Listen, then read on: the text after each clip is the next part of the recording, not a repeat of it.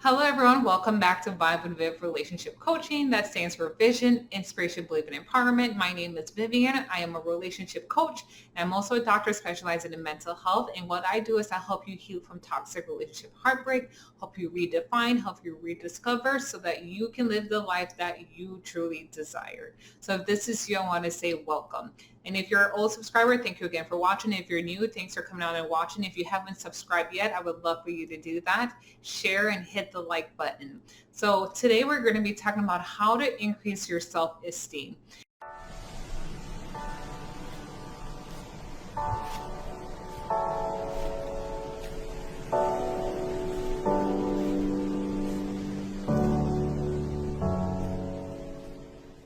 Now, this can be a very touchy topic to talk about because your self-esteem is something that is very personal to you, right? It's how you perceive yourself, how you identify yourself, how you measure yourself to certain things, how you rate yourself, right? So your self-esteem goes in part with your confidence, how secure you are with yourself, whether you're insecure or not insecure of yourself. So self-esteem runs deep. And if you feel like your self-esteem is not high or where you would like it to be, or if you're questioning why you don't have a high self-esteem, you are not alone and you're in the right place. And particularly when it comes to relationships, if you feel like you're in relationships that you're tolerating, kind of questioning whether you should be in that relationship, but you're not quite sure if you should leave or not leave because you're not sure if you'll find someone else again. So you're just kind of tolerating that relationship for the time being because you're really not sure in yourself or sure in your capabilities and what you can achieve. That plays a role in your self-esteem and how you perceive yourself, what you think you deserve, how far you feel like you're able to tolerate things or not tolerate things, kind of also stems from your self-esteem. So self-esteem runs deep, and if you've been struggling in that area, have had difficulty in that area, you are not alone, and it is not your fault. I want to say that it is not your fault because our self-esteem stems from our childhood. Yeah, so how you grew up as a child, the kind of validation you receive as a child, or the lack of validation you receive can impact how you perceive yourself, where you feel like you measure, and what you can accept or not accept, what you think is approval for you or not, all stems from how you were either validated as a child or the lack thereof. So if you were a child that grew up in a home where maybe one parent was not at home, maybe you brought things up in conversations and it was just kind of deflected, not validated, or maybe you grew up where you were always being compared to an older sibling, like, why can't you be like this sibling who does this very well? Why can't you behave like this sibling? Why can't you look like this sibling? So whether you weren't validated or you're being constantly compared, or maybe even in school being bullied, and as elementary kids can be very mean, you guys, and social media doesn't help that cause, right? We're now also comparing ourselves with social media and what we see out there, and then we feel like we're not enough.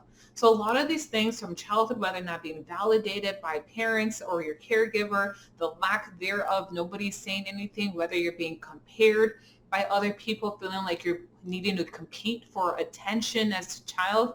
So not having that as a child will build your insecurities, right? It will kind of limit how esteem you feel of yourself. And then we see it playing out in relationships and into adulthood. So I say all that to say that it is not your fault. The lack of self-esteem or not having enough of it stems from childhood experiences and not having that validation. So now as an adult, you see that you're finding yourself seeking validation and approval from whether it's your job, your career, from people, from relationships, for taking on many ventures because you think that that will bring you fulfillment, so you're kind of keeping yourself busy, right, so that you don't have to think about the deep things that are going on within you.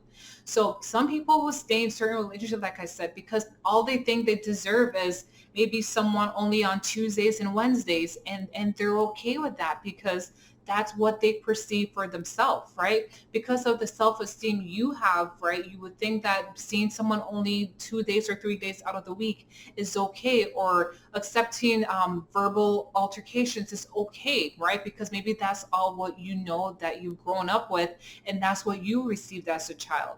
So your self-esteem, yes, it kind of stemmed from childhood, and the way you are right now. But at some point, we each have to take accountability and responsibility for our well-being and the trajectory of our life.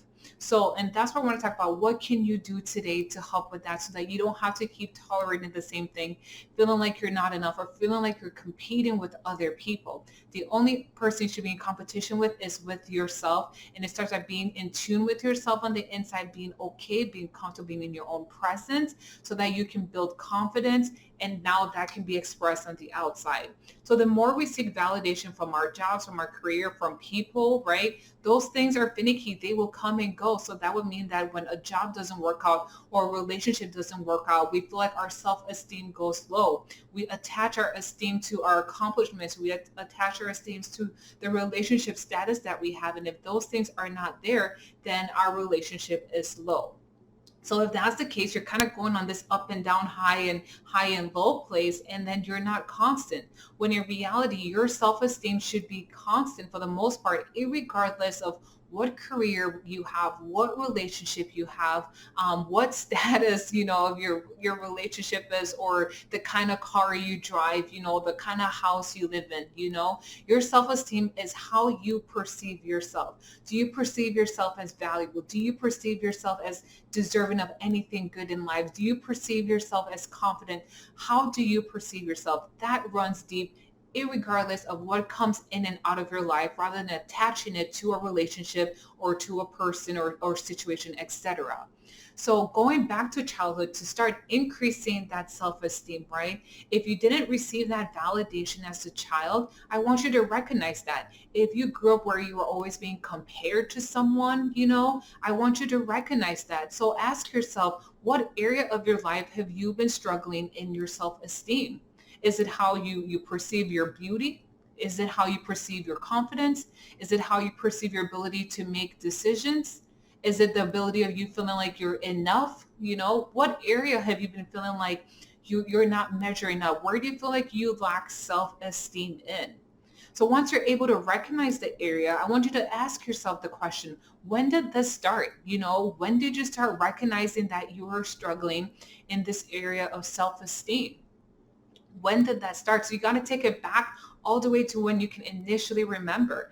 And that's where having a coach or a therapy can really be helpful, because it can be hard to do all that processing by yourself. But when you can face those demons, like I say, the childhood wounds, childhood past, whether you felt like you were competing, comparing with someone, then you can start getting to the root cause of why you've had low self-esteem and maybe what's been making you tolerate certain situations and things and people because of that low self-esteem. So recognize that area and then ask yourself those questions as why, right? Keep asking yourself why. The more you keep probing, you will get to a certain source. So now once you've done that, now you have to start replacing those negative beliefs, those negative words that were said into your life. So a lot of us don't realize that the things that people say to us as children, even if they don't mean it, we internalize those things as kids, and then we make it our own. If someone told you weren't good enough at a certain thing, initially it's like you're not good enough at that sport, but then you start thinking that I'm not good enough. As a child, that's how our brain thinks, that I'm not good enough, right? And then we internalize it, and then we keep feeling like we're not good enough in certain areas of life, or we feel like we're not deserving of certain things in life, and then our self-esteem is low. So we want to go back and rephrase those things, right? We want to start, validating ourselves. So recognize what area you're feeling like you have low self-esteem in. Go back to where you felt like you started noticing that. Ask yourself all those hard questions. And then once you've done that, we need to start replacing those negative thoughts, those negative beliefs with things that you would like to think and feel about yourself. Now, this has to be now a routine, a practice that you are intentional about doing every day, where you are speaking life into yourself. You're speaking positivity into yourself, right? I know that there's this whole term of toxic positivity. That's another subject for a different day, but we're not saying say all these positive things without doing the back work, right? No, we're realizing that there is some place at some point where something messed us up, whether it was a parent not validating us or the lack of that love, kindness, being compared, being competing with someone else. So we're recognizing the root cause of it, right? We're doing that work.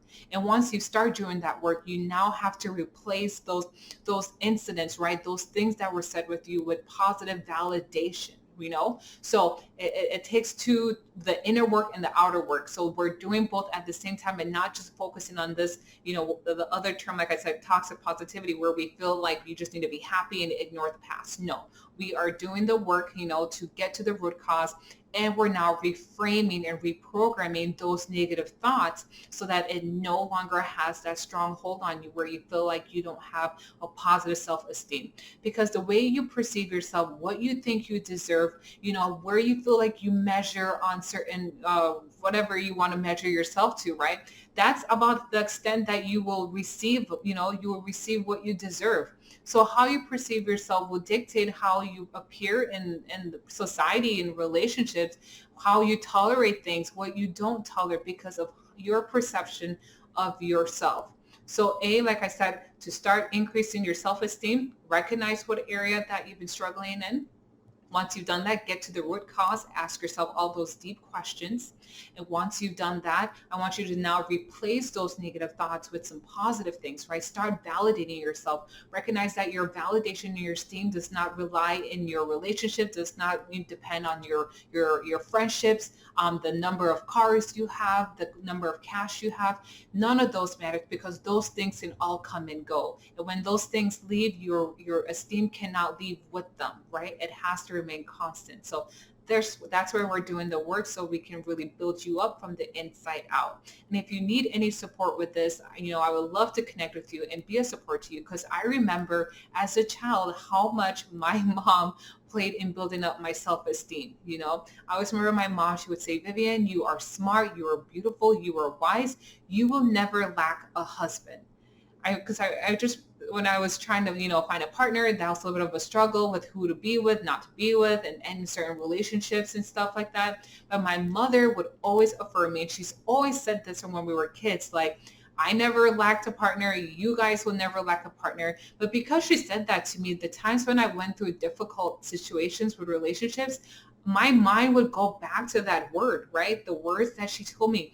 I would say it to myself, and I believed it truly for myself. And now you may have had the complete opposite experience where, like I said, you didn't have that positive validation. So all you're thinking in your mind is, I'm a no good, and the only kind of people who are attracted are toxic people, people who are unavailable, and that's kind of all your mind thinks, right? And because you think that way, the way you perceive your self-esteem will not attract the kind of man that you want in your life. So we have to go back and identify where that root cause come from, where that lack of self-esteem comes from, and now reprogram that so that you can start speaking positive things into your life and reframing those negative thoughts. So it is not your fault if you've been struggling with your self-esteem. Goes back to childhood, that now is the time to make that change, take accountability so that you can have the life that you truly desire and you can attract the kind of people that you want in your life. All right. So I hope this was helpful to you. Like I said, if you need any support, I would love to be a support to you. I do offer coaching services and one-on-one sessions. So let me know. Click on one of the links below so that you can book a session with me today. And until next time, that is Vibe with Viv.